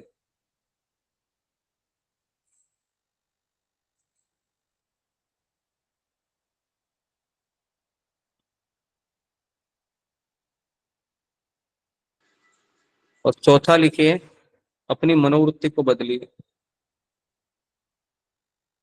अपनी मनोवृत्ति को बदलिए।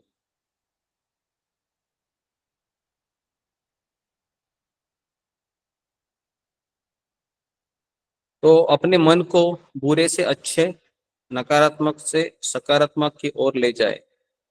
अपने मन को बुरे से अच्छे, नकारात्मक से सकारात्मक की ओर ले जाए, फिर आपको धरती पर स्वर्ग दिखने लगेगा। फिर आपको धरती पर स्वर्ग दिखने लगेगा, ठीक है। तो देखिए, हर एक चीज को देखने के दो तरीके होते हैं, ये मैंने काफी बार आपको बताया है ना। जो मेरे साथ किसी ने बुरा किया, इसके दो कैसे दृष्टिकोण हो सकते हैं, कोई मुझे बताइए आप में से। मेरे साथ बुरा हो गया या मेरे साथ किसी ने अन्याय किया, तो इसके देखने के दो तरीके कैसे हो सकते हैं? जी बताइए। जी अंजलि सिंह। हरे कृष्णा गुरु जी, दंडवत प्रणाम। सभी भक्तों को चरणों में दंडवत प्रणाम। गुरु जी, पहला ये हो सकता है कि भगवान हमारे शुद्धिकरण के लिए मतलब हमको दुख दे रहे हैं, ये बोल सकते हैं। या दूसरा चीज, ये मेरे प्रारब्ध है जो हमें इस व्यक्ति के द्वारा मिल रहा है, मेरे ही कुछ कर्म है इसके वजह से, तो इस तरह से देख सकते हैं। ओके, पहला वाला तो ठीक है, पहला वाला पॉजिटिव रहेगा, दूसरा वाला निगेटिव रहेगा। जी तो बताइए। जी अभय यादव। हरे कृष्ण प्रभु जी। तो जी जैसे कि अगर कोई मतलब अच्छे के साथ बुरा किया हुआ है, मतलब प्रभु जी इसमें हम ये देख सकते हैं कि जैसे अगर हमारे साथ कोई अगर बुरा किया हुआ है, तो हम उसके लिए अच्छा जैसे इस तरीके से देख सकते हैं कि हम ये सोच सकते हैं कि मतलब हमारे जीवन में कोई व्यक्ति अगर बुरा कर रहा है, तो वो गलत वो व्यक्ति नहीं है। जो हमारा प्रारब्ध था, जो हमारे मतलब पूर्व जन्म के जो कर्म थे, जो हमारे प्रारब्ध में लिखा था, उसी कारण हमको ये फल मिल रहा है। और वो एक तरह से ऐसा करने से उसकी हमारी ही शुद्धिकरण हो रही है, ये हम ऐसे सोच सकते हैं प्रभु जी। ओके, ये हो गया पहला तरीका। दूसरा तरीका क्या हो सकता है? मेरे साथ अन्याय हुआ, तो इसका अर्थ क्या है? फिर सेकंड तरीका जो हमेशा होता है वो ये होता है कि मेरे साथ अन्याय हुआ है ना, तो फिर मैं दूसरे की वाट लगाऊंगा अभी, या फिर मैं अभी डिप्रेशन में चला जाऊंगा, या मैं डिप्रेशन में चली जाऊंगी, ठीक है। तो ये हो गया नकारात्मक चीज, बराबर है। ये हो गया नकारात्मक, बराबर है। जैसे मैं एक रामायण का एग्जांपल दे रहा हूँ अभी, ठीक है। रातों रात प्रभु रामचंद्र जी को कहा गया कल तुमको वनवास जाना है, ऐसा ही हुआ ना रामायण में। रातों रात राम को क्या कहा गया? तुमको अगले दिन वनवास जाना है, बराबर है। तो इसके दो तरीके हो सकते थे। पहला तरीका कि राम भगवान ये कह सकते थे कि मेरे पिताजी ना पार्शल है, अपनी माता कैकेयी में आ गए उसके बहकावे में, और देखो अभी क्या किया, मैं बड़ा बेटा होकर भी मुझे वन में भेज रहे हैं और मेरे देखो छोटे भाई को राज्य दे रहे हैं। बराबर है, ये एक पहला पॉइंट हो सकता है। आमतौर पर मैं और आप होते तो यही करते। ठीक है, दूसरा पॉइंट है जो भगवान राम ने क्या किया, राम ने ये सोचा कि मेरे पिताजी इतने दयालु है कि छोटे से अयोध्या में क्या क्या रखा है, मेरे पिताजी ने मुझे पूरा वन का राजा बना दिया। आई बात समझ में? तो ये हो गया पॉजिटिव सोच। नहीं बस समझ में? तो हर चीज के दो तरीके होते हैं। तो इसके लिए यहाँ पर लिखा गया है, अगर आपको धरती पर स्वर्ग देखना है तो आपको दूसरा तरीका अपनाना होगा। वो है ना, कि जैसे राम जी ने क्या सोचा, ये छोटा सा अयोध्या का राजा मैं क्यों बनूं, मेरे पिताजी ने तो मुझे पूरा जंगल का राजा बना दिया, और वन तो बहुत बड़ा होता है ना, तो दुख नहीं हुआ उनको। ठीक है, तो इसके लिए यहाँ पर लिखा है कि वैष्णव अपराध के लिए हमको पॉजिटिव मनोवृत्ति अपनानी चाहिए कि ये वैष्णव मेरे से अच्छा है, इसके लिए इसकी तेजी से प्रगति हो रही है। मेरे में अभी भी अवगुण है, मैं अधम हूँ, मैं पापी हूँ, तो इसलिए मुझे समय लग रहा है। ठीक है, क्लियर है सबको? तो ये मनोवृत्ति बदलना चाहिए। हमारा क्या होता है अक्सर, हम हमेशा अक्सर कोई भी चीज होती है मेरे साथ तो हम क्या करते हैं, तो हम तुरंत निगेटिव में जाते हैं। बराबर है, तुरंत निगेटिव में जाते हैं तुरंत। जैसे मंदिर में भी हम सेवा किए हैं काफी बार, किसी को जल्दी अच्छे से सेवा मिल गई है ना, और मैं इधर लाइन में खड़ा हूँ, तो फिर ऐसा लगता है कि ये वैष्णव बहुत पार्शलिटी कर रहे हैं, है ना, ये हमेशा मेरे साथ ऐसे ही करते हैं। हो गया अपराध वहां पर, है ना।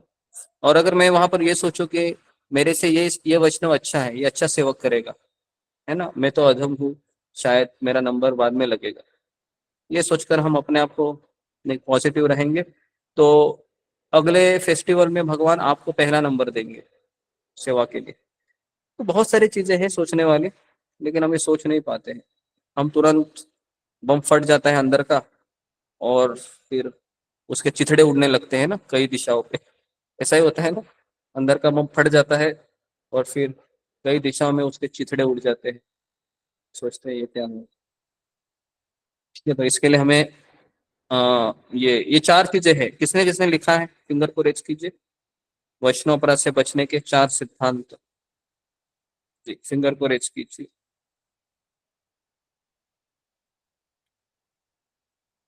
जी, सुश्री मिश्रा।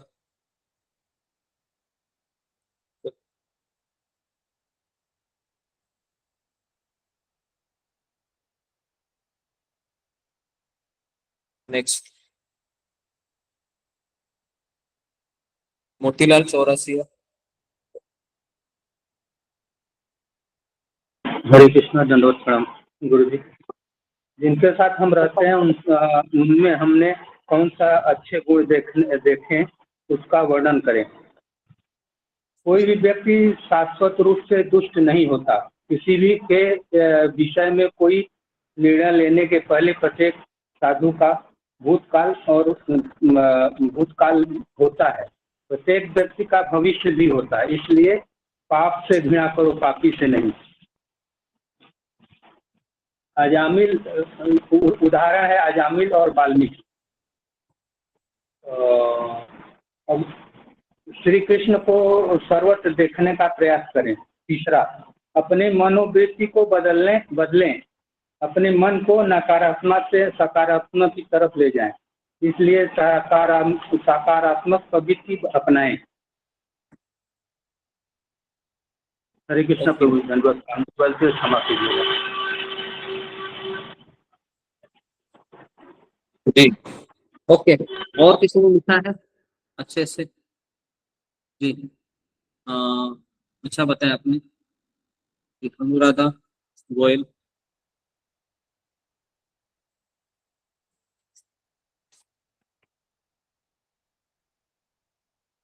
नेक्स्ट, अशोक चावला।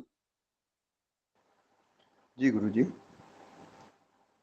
पहला सिद्धांत है गुरुजी, अच्छाई ढूंढने का स्वभाव विकसित कीजिए।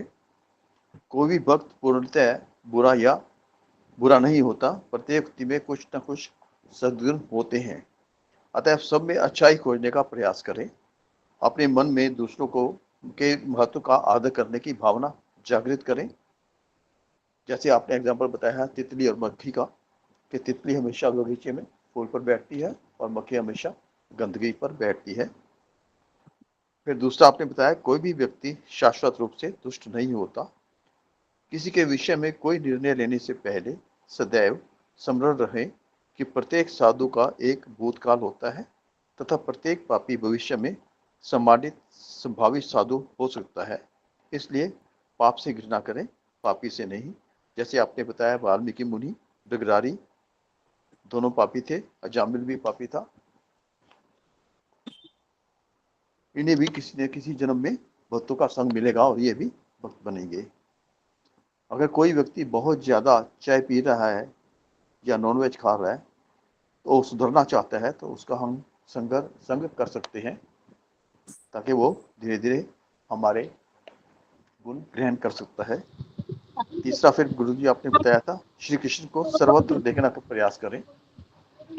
फिर चौथा है अपनी मनोवृत्ति को बदलिए, अपने मन को बुरे से अच्छे, नकारात्मक से सकारात्मक की ओर ले जाएं। फिर आपको धरती पर भी स्वर्ग दिखाई देने लगेगा। रातों रात जैसे रातों रात प्रभु राम का आपने एग्जाम्पल दिया, प्रभु राम को रातों रात वनवास मिल गया, तो उन्होंने उसमें से अच्छाई देखी कि मेरे पिताजी ने मेरे को पूरे जंगल का राजा बना दिया और मुझे साधु का, ऋषि मुनियों का संग मिलेगा, उनके दर्शन का सौभाग्य प्राप्त होगा, उनसे शिक्षा ग्रहण करने का अवसर मिलेगा। ये उनका पॉजिटिव सोचना था। जी गुरु जी, धन्यवाद। हरे कृष्णा जी। तो ओके, तो यहाँ पर किसी कुछ सवाल है, क्योंकि हमने काफी डिटेल में चर्चा की आज के विषय पे, तो किसी कुछ सवाल है? कल से हम कर रहे हैं क्योंकि बहुत चीजें जरूरी है समझना, माला कर रहे हैं हम लोग। क्लियर है सबको? तो यहाँ पर मैं रुकता हूँ। आप सबका बहुत बहुत धन्यवाद। श्रील प्रभुपाद की जय। हरे कृष्ण गुरु जी चरणों में दंडवत प्रणाम। तो भक्तों को दंडवत प्रणाम। कृष्ण गुरु जी दंडवत, भक्तों को दंडवत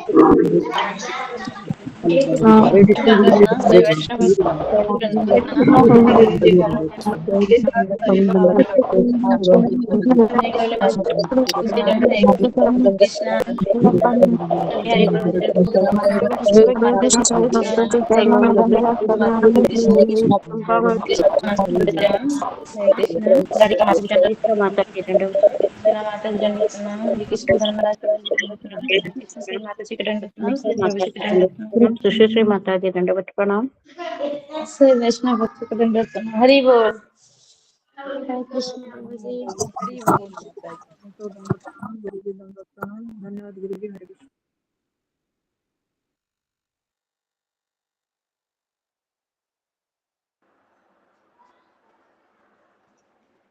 जय कृष्णा गुरु जी, दंडवत प्रणाम। सभी भक्तों के चरणों में दंडवत प्रणाम।